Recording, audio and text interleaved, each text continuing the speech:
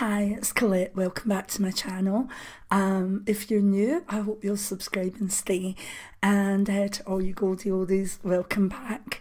Excuse my voice again, Taurus over the winter. I'm just getting over a cold.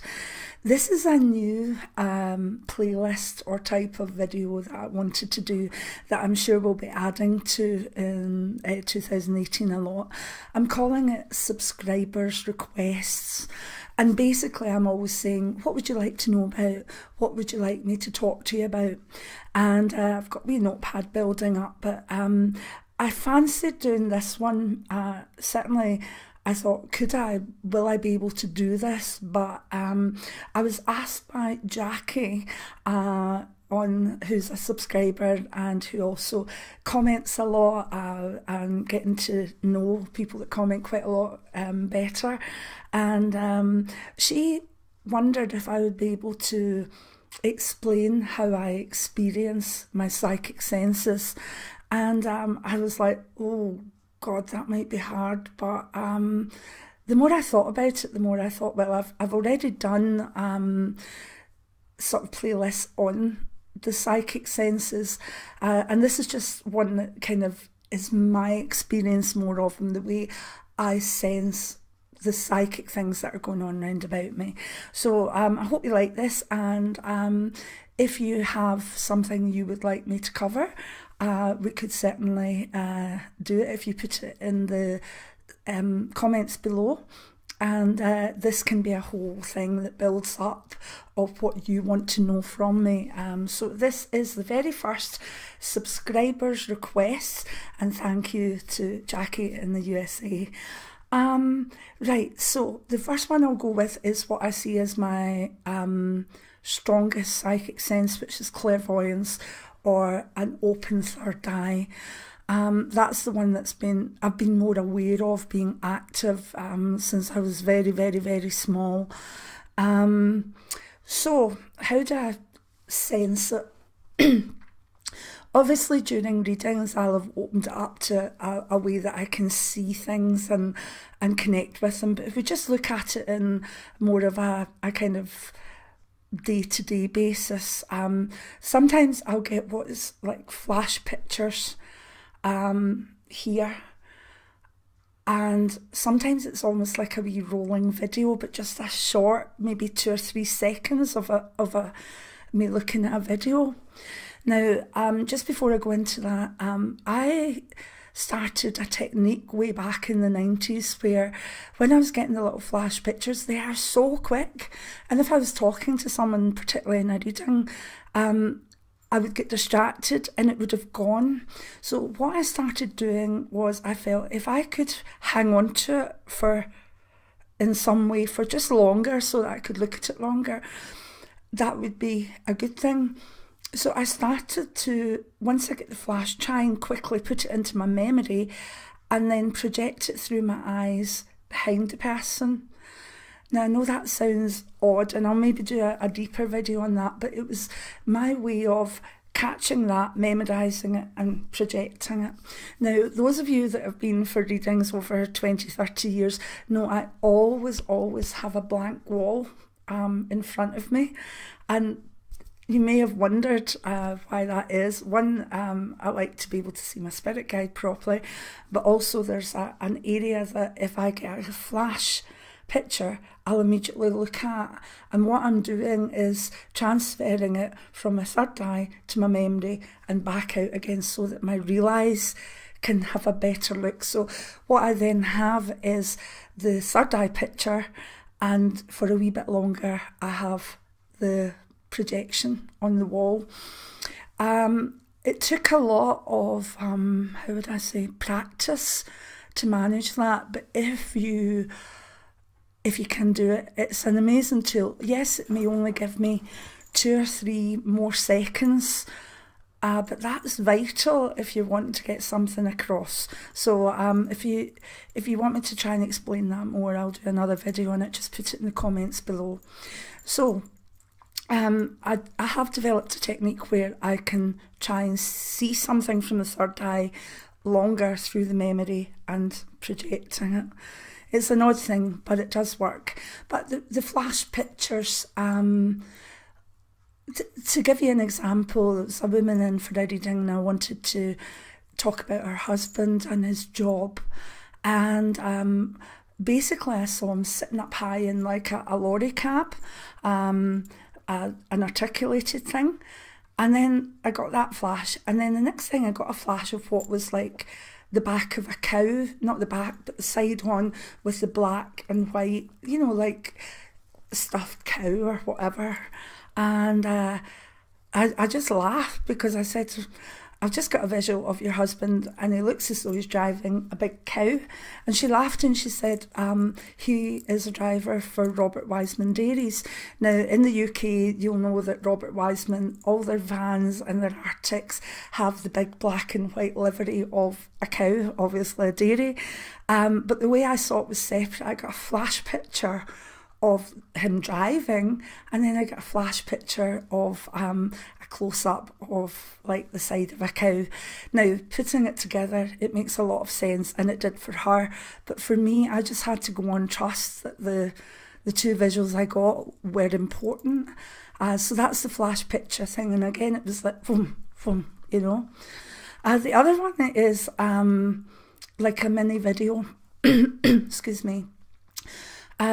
One time, my first husband was meant to be sitting an exam, and because he thought he would fail, he just went to see a film, a movie, and I was sitting that night and I was thinking, oh, poor soul, must be maybe struggling with the exam, and as I was thinking about him, I just got this rolling picture of, I think it was the film Reservoir Dogs, and I thought, you are not sitting your exam, you're at the cinema.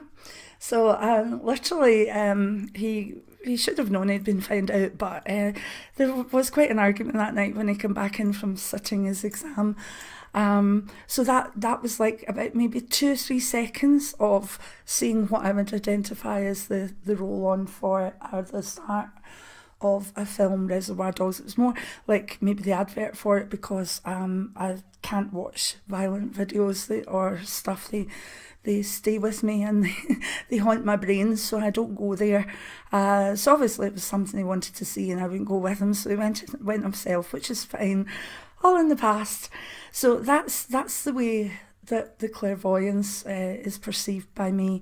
I hope those little examples give you a laugh, but maybe give you an understanding. The second thing is clairaudience. It's very much psychic hearing, and you tend to hear kind of at the back of your ears or just in your head with your own voice. And I've always been quite clairaudient, and surprisingly enough, I feel the more that my hearing's deteriorated, the more my clairaudience has got stronger. I lost a lot of hearing when I was a child, and then when I was about 10, 3 and 10, and then in my 40s, and I have 2 hearing devices, and I think I kind of made up for it in clairaudience, which was good. But clairaudience is when you can hear a voice. Sometimes it's your own voice, sometimes it's your guide's voice, or it's someone that's departed. It's kind of not quite mediumship, but it can be if that's the way you hear it. And sometimes it's just a song or a jingle or something that makes sense. You need to be quiet and enjoy silence to initially tune into clairaudience. You can't be too clairaudient if it's very, very noisy in the outer world. But I've got a video on that. If you just look at my Psychic Senses video, it's in there. An example of it, again, going back to the working scenario, I was reading for a woman who, again, I wanted to check in his work, and I couldn't see anything, and then suddenly I got this jingle, you can't get quicker than a quick fit fitter, And I started singing it for her, and she laughed. She said he worked for Quick Fit, and that was their silly jingle that was on the TV all the time. So I hadn't seen what he did or felt what he did. I'd heard the jingle. Now, how that happens, I don't know, but it's so much fun when clairaudience does show up like that. Another time I was heading for an accident and I heard a voice shout, "Slow down," and I did, and there was an accident over the hill. That's all clairaudience. The way I perceive it is sometimes it does feel like someone is shouting in your real ear. Other times it's more someone shouting in your head, or a jingle in your head, or a song in your head. So that's the way I experience clairaudience. Now I'll see what other things I've put down here. Nelly, stop licking my glasses. Psychic intuition is sort of gut feelings. It's in the belly area, and it's an interesting one because when something bad's going to happen, I tend to get a very sore third eye, a psychic headache. But when something bad's going to happen, I don't get like sort of anxiety in my tummy that much. My psychic intuition has mostly in life told me that something good's going to happen, and it's an odd one because a lot of people get more of the sort of psychic intuition in their belly area for bad things. I personally get my third eye very, very sore, but my psychic intuition has, I tend to wake up in the morning, and if it's going to be a day where something really good happens, I get the butterflies in my tummy, and it's like, whoa, something's on the go, something's coming. But I would say in 95% of cases, that's always good, like a new column coming through, a national column or a TV thing. But generally now that I'm not doing those things, it's like something really good for family, or a wee boost for Gemini. So my psychic intuition in the solar plexus area is more of information on good things coming. So far, I hope it keeps that way, because it's a nice sense to have. As I say, it's worked many times where I've just been like, oh, what's this? Something good, something good. So that's psychic intuition. Psychic knowledge is when you just know things. It tends to come through the crown.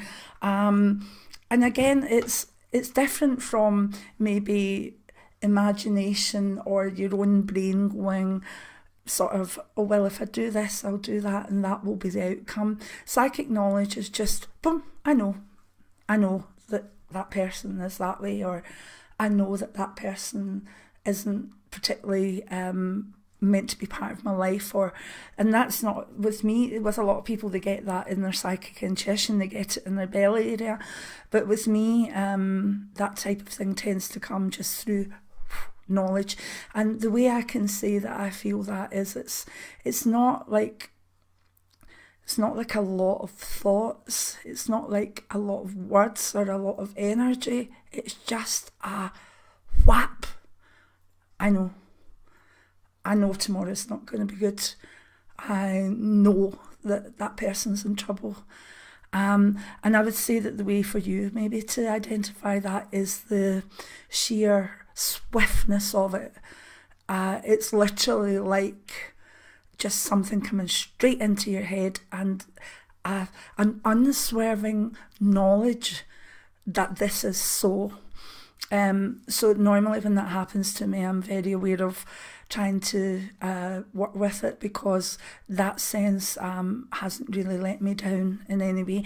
None of my senses have psychic senses. It's just me sometimes, and you'll know yourself that you get something very strong, but you can easily persuade yourself out of it. It took me a lot of years to have the confidence to just say, no, I'm writing that. I know this is happening.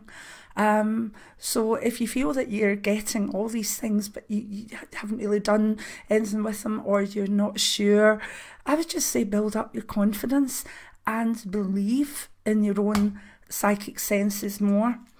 Another one I'd like to put out there is psychic smell. Now, certainly when spirits are around, we can sometimes smell, like with my dad it's tobacco smoke, with my mum it's her perfume or her talc. That's fine, but there are it can be used in other ways that are not to do with sort of spirits. And it can be very good in giving you intuition and things that you need to know through your own psychic smell. Now, you have to be careful with this one. Many years ago, I had a woman come in for a reading, and she was really nicely well dressed, casual but smart. And she sat down, and immediately, with my psychic sense, I smelt horse manure. And I thought she must be associated with stables in some way. So I said to her, I'm smelling manure. And she was mortified. She said, "Oh, I own a stables, but I've had my showers and stuff. I shouldn't smell of manure." And then I had to say, "No, sorry, you don't smell of manure. I sense the smell of manure around you in your day-to-day. And obviously you're here to talk about your business, so that's what I'm smelling. That's giving me the key as to who you are and what you work with." But for that first minute, she thought I'd literally said that you stink of manure, and that was really bad. So if your psychic smells open, watch how you put it forward. Say, my psychic smelling, my psychic nose is picking up X, Y, and Z. It wasn't very professional saying I'm smelling manure off you, when I really was psychically smelling off her life. So that's the way my psychic smell happens. And it is nice. It can, I've often had someone come and sit, and they've, men in particular, quite casually smart, but looking fine or whatever. And, I've thought, oh, they could be an accountant or blah, blah, blah. And then I've smelt maybe heavy motor oil, and I've said, "Are you a mechanic?" And I'm right with it. So, it really helps you pin folk down if you get, and it doesn't happen all the time, but sometimes you'll just be sitting, and sometimes if my clairvoyance isn't giving me the answers, then my psychic hearing and my psychic smell will, and that's really good. I've learned over the years to welcome any of my psychic senses in any way, as long as they give me the knowledge and information that I need. And although possibly my favourite sense is clairvoyance, I'm open to all of them. Psychic touch as well, actually feeling things off an object, also known as psychometry. That's another way I used to work. I used to work with that through asking someone to hold a ribbon, and I would actually get the vibe through the ribbon, or asking them to hold a little crystal, a kind of paperweight, and then I would take it off them and feel it as well. So I don't do that so much now, but again, I've maybe given someone a hug and immediately got a feeling off them going through my hands, or they're anxious, or something bad's wrong, or oh my goodness, they're, it's given me information just through maybe putting your hand on someone's shoulder or giving them a hug. I certainly get a lot of information that way. Not that I'm doing it for that, but sometimes it's just the way that when you sense that someone even isn't right, or that they're putting on a face, or so psychic touch is there for me as well. I just think all of the psychic senses are amazing, and I think it's a good idea to try and open up to all of them. You'll always have a strength, you'll always have a forte, and with me that seems to be clairvoyance and sometimes clairaudience as well. But I'd like you to tell me, if you've enjoyed this video, what your strength is, what psychic sense you feel that you're strongest with, or which one you'd like to learn more about, or if you are struggling with any of them or all of them, and we'll take it from there. So I hope you've enjoyed the first of the subscriber request videos. If there's things that you want me to cover and they're not already in a playlist, please put them in the comments below, and we'll see what we can do, and maybe even do one a month or so, or more than that. Might even tackle it in live streams. We'll see. 2018 looks like being a good active year for this channel, and I welcome you all, and I welcome your questions. Yes, I've got a book full of videos I want to do, but when someone requests something, it normally is like, oh, right, no, that's a really good one, and if I feel connected to it, I will do it. And if I can't do it, I'll certainly say, well, there's videos there that you could see, or this person is better at that, so have a wee look at that, or read this book. I'm very interactive with my subscribers, and I hope to continue, although the channel's getting bigger. I won't be able to answer everything, but I do read every single comment and try to get back when I can. So, many blessings. Give me a thumbs up and subscribe. There'll be a wee button coming over somewhere with my face on it. Just click on that and it'll take you into subscribe, and hit the wee bell icon, which means that you'll always get notifications for when I put up a video, because I do load quite a lot of videos, but they can be quite random. They can be 4 a week one week and 2 a week another, and whatever, just how I feel and how my health is, to be honest. So many blessings. I've enjoyed this and I look forward to your questions. Bye now.